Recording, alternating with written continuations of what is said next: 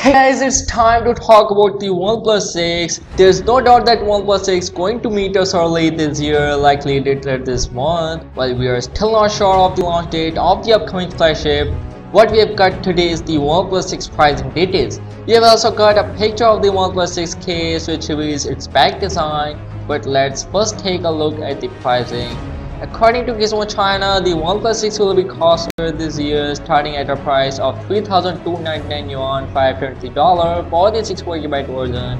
In comparison, the OnePlus 5 released back in 2017 came with a cheaper starting price of 2,999 yuan, $475. We have got the pricing details for other variants as well, including a 250GB version. So the OnePlus 6 120GB variant will retail at 3,799 yuan, $602. While the 250GB variant will be costlier at 4,399 yuan, $697. Apart from the pricing details, we have also got a picture of an actual OnePlus 6 case. The case confirms that the back design of the OnePlus 6 will be different than that of the Oppo R15. So instead of a horizontally placed dual camera setup, except a vertical arranged dual camera setup located at the center of the OnePlus 6 back, the opening at the back of the case looks quite big, which likely means that the flash and the fingerprint sensor are placed below the camera setup.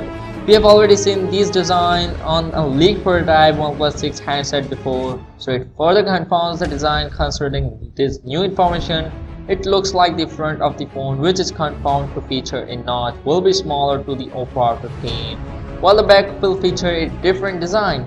As for the release date, source tells us that the OnePlus 6 should launch a couple of weeks later. We would put our bet on a late April release, but we'll have to wait for an official teaser to confirm this date.